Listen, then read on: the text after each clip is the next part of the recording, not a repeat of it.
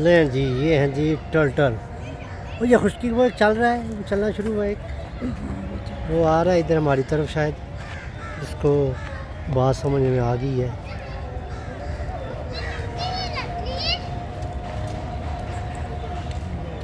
ये देखें ये टर्टल है, ये हमारे आने के बाद ये चलना शुरू हुआ। पहले तो यूं ही सोए हुए थे सारे, मुझे लगता है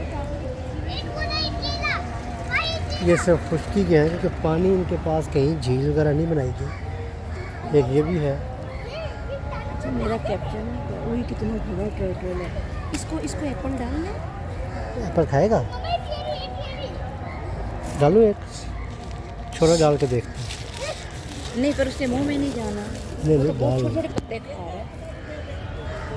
नहीं ना वो बहुत नहीं, वो तो कौवा ही कौवा ही खा के चले। हमने तो डाला था, पता नहीं वो क्यों नहीं खा रहा। अब उठा के सारे कौवा ही ले गया।